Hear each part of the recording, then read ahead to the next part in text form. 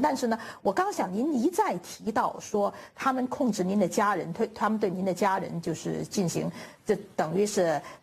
您出来了以后，您的整个家庭都还被扣在中国，包括您女儿曾经坐过牢。那么现在呢，他们用这控制的办法就是他们就说。过去是有没有利用您控制过别人？那么他们现在控制了您之后呢？除了您手上有的这个资料、有的东西之外呢，他们还需要什么？比如说，您这1200亿的资产谁拿走了？钱到哪里去了？谁把您的钱拿走了？这前后这个情况，我们也很想了解一下。这样，这个您问的问题，小夏非常好。这个1200亿资产，其中是一个他们很大的动机啊。这个傅振华的弟弟傅老三也跟我们讨论过。希望未来我们的民族证券和方正证券这个合并以后，这个处理当中，这个股权呢，包括他可能要拿走一部分那个股权，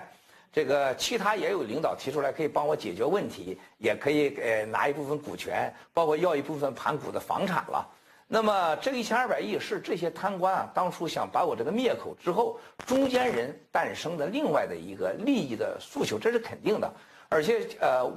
我们在这个2014年有一个发了个信托10个亿，叫中泰信托。这个10个亿的债务呢，就是中泰信托卖给了，就是可以把债务转让的，转让了一个香港的叫嘉年华吧，这个上市公司。这个上市公司的股东呢是原国家副主席曾庆红先生的弟弟曾庆怀的女儿，叫曾宝宝的。那这个10个亿的这个贷款拿走以后呢，当时我们做了一个用盘古42套公寓的房产做了担保。这42套的房产值多少钱呢？在3周前做了评估，价值了58个亿。也就是说，有人想拿10个亿的债务拿走你将近60个亿的资产，这已经走法院程序了啊！就在我上你这个节目之前，专案组进行了新的一批行动，就是法院把我们的人找去，然后亮了一个红头文件，说你看看这个政治文件。上头命令你也别说话，马上拍卖你资产，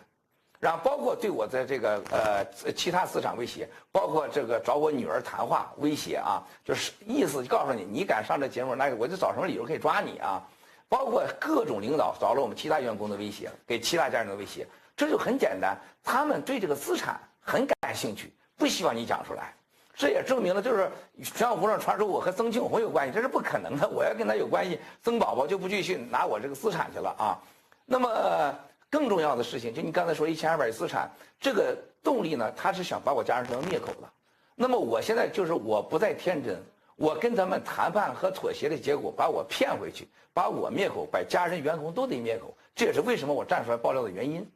现在说起来就是，昨天跟您谈的时候，您也说过，其实您是外国公民，中国的资产并不是您的资产，而是您这个家族企业的资产，对不对？跟我所有半点，因为我持有外国护照，我持有中国的资产就变成了外资企业了嘛，全都是家族基金和我相关的投资机构和基金有关系的啊。现在等于扣掉您家族这么多员工和这么多人，已经把您的财产扣起来了，对不对？对，1200一直查封，2015年1月10号到查封到现在。那么他查封到现在以后，这个资产，因为资产本身是要钱是生钱的，您比我清楚。我每天现在损失1200万人民币嘛，也就是1年我就损失到了大概6亿美元吧，5亿多美元吧，就是每天。现在我跟您在采访，我已经输掉了1200万了，所以说这是他们让我破产，和让你就跪下来的原因。这就为什么我说我一定要强调，希望中国依法治国，因为中国所有的老板，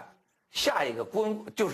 文贵。因为这些人利用他们绑架了国家机器，他们绑架了习总书记真正的这个良好的初衷，依法治国。我在中国我